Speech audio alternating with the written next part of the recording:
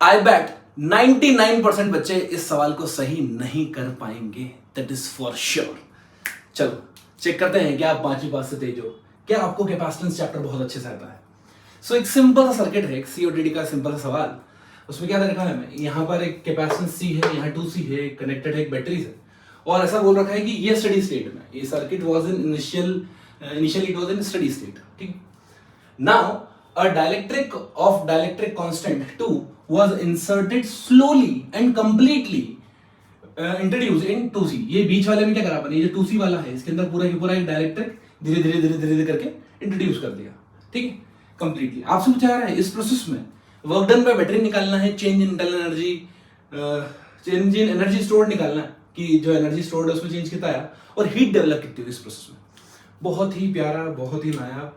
ये जो last part देखोगे भाई, इसमें तो आपको मजा ही आ जाएगा। बहुत प्यारा कॉन्सेप्ट छुपा हुआ है इसके अंदर, and definitely you will gonna again fall in love with it. चलो, तो क्वेश्चन में क्या दे रखा है, सबसे पहले तो आप देखो ये दोनों सीरीज में है, राइट। ये दोनों सीरीज में है। अगर मैं इनिशियली बात करूं, इनिशियल इस सर्किट की बात करूं, तो Q इक्वल टू CV अगर मैं लगाऊं तो Q इनिशियल कितना हो जाएगा मेरे पास, C into 2C upon 2C plus C, that is 2C/3 effective हो गया इंटू V, ये इनिशियल चार्ज हो गया। अगर मैं फाइनल चार्ज की बात करता हूं तो फाइनल चार्ज कितना हो जाएगा, फाइनली बेसिकली आप देखो यहां पर ये कैपेसिटेंस तो C ही रहेगा, लेकिन अब इसके बीच में एक डाइलेक्ट्रिक आ जाएगा जिसका डाइलेक्ट्रिक कांस्टेंट कितना है, 2K है, राइट। ऑलरेडी इसका कैपेसिटेंस 2C था, इसका C था, तो इसका C हो जाएगा, इसका 4C हो जाएगा, करेक्ट। अब इसका मतलब ये हुआ इन दोनों सीरीज में है ये, सो it is 4C upon 5 into V, correct. अब मैं देख लेता हूं कि extra charge flown through the battery कितना आया। It is Q final minus Q initial, that is 4/5 minus 2/3, 12 minus 10, that is 2 बटे CV लगाते हैं, 2/15 CV, ये एक्स्ट्रा चार्ज फ्लो है। अगर जैसे ही मैंने धीरे धीरे धीरे धीरे धीरे धीरे डायलेक्ट्रिक को इंसर्ट करा है ना, मैं डायलेक्ट्रिक को यहां से इंसर्ट कर रहा हूं, ऐसे इस तरह से धीरे धीरे धीरे धीरे डायलेक्ट्रिक इंसर्ट हो रहा है, तो बेसिकली क्या हुआ, इतना चार्ज एक्स्ट्रा फ्लो हो गया। ठीक है, इतना चार्ज एक्स्ट्रा फ्लो हो गया, कोई बात नहीं, बहुत बढ़िया। What is the work done by battery, we know that work done by battery is nothing, it is delta Q, charge flown through the battery into potential of the battery, so it is 2/15 CV into V, 2/15 CV square. एक काम तो मेरा हो गया, work done by battery निकाल लिया। ये बहुत आसान था, इसमें कोई बहुत ज्यादा टफ कुछ लगा नहीं हुआ। Now next part will calculate the change in energy stored. So final minus initial, मैं काम करता हूँ Q square by 2C लगाता हूँ। So Q कितना है, Q square by 2C, Q square upon 2C, C कितना है 4C/5 माइनस 2CV/3 का whole square divided by 2C, that is 2C/3। पहले वाले का इफेक्टिव कैपेसिटेंस और दूसरे वाले का इफेक्टिव कैपेसिटेंस मैंने डायरेक्ट लिख दिया, तो 4C/5 से 4C/5 कट जाएगा, एक V बचेगा बाहर, है ना। एक काम करो, V स्क्वायर बाहर लिख दो, यहाँ भी V स्क्वायर बाहर लिख देता हूँ।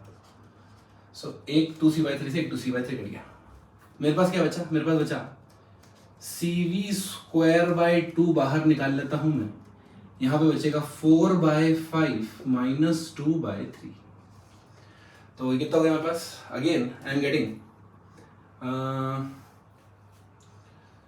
कितना आ रहा है, 15 नीचे और ऊपर ये 2, 12 माइनस 10, 1/15, CV²/15 आ गया। ये क्या है मेरे पास, एनर्जी स्टोर्ड, करेक्ट।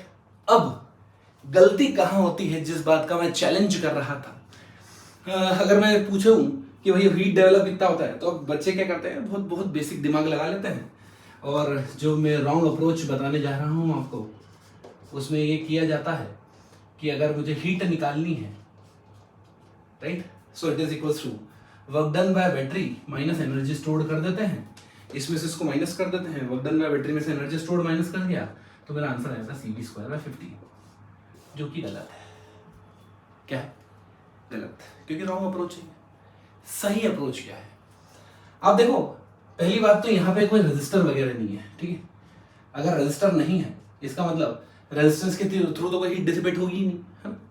दूसरी इंपॉर्टेंट बात, क्या हम हीट डिसिपेट जब भी देखते हैं वो स्विचिंग प्रॉब्लम में देखते हैं, जब हम स्विचिंग करते हैं कि भाई इधर से स्विच उधर कर दिया।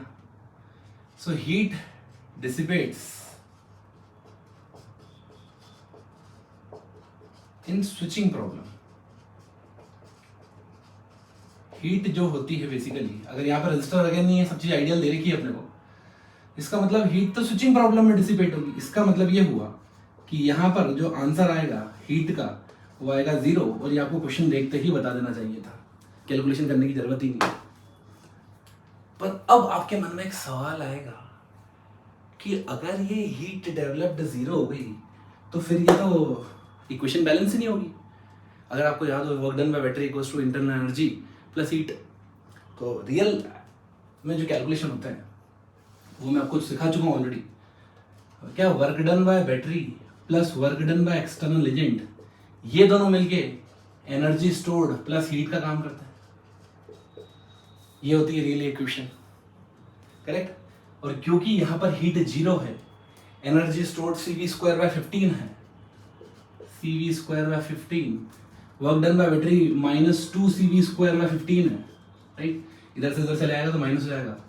इसका मतलब जो एक्सटर्नल वर्क डन आएगा यहां पर वो होगा -CV²/15। इतना एक्सटर्नल वर्क डन आएगा तब जाके मेरे को समझ में आएगा कि अच्छा ये सिचुएशन हो रही है कि जो हीट डेवलप्ड है वो तो 0 है, लेकिन यहां पर क्योंकि मैं इसको स्लोली इंसर्ट कर रहा हूं और मुझे ये बात पता है कि जो भाई डाइलेक्ट्रिक होता है, डाइलेक्ट्रिक क्या अपन जैसे ही फ्रिंजिंग इफेक्ट भी देखा होगा आपने, है ना, जैसे अपन डाइलेक्ट्रिक को कैपेसिटर की प्लेट के अंदर डालते हैं, कैपेसिटर की प्लेट खींच लेता है उसको टक, अगर वो जल्दी से खींच लेगा और मुझे अगर स्लोली लेके जाना उसको तो मुझे ऑपोजिट डायरेक्शन में फोर्स लगाना पड़ेगा, नहीं तो खींच के ले जाएगा वो।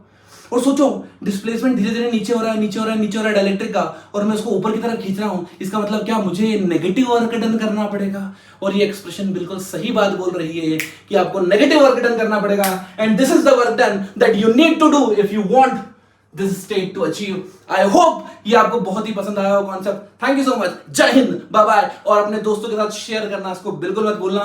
Please like, share, subscribe. Thank you.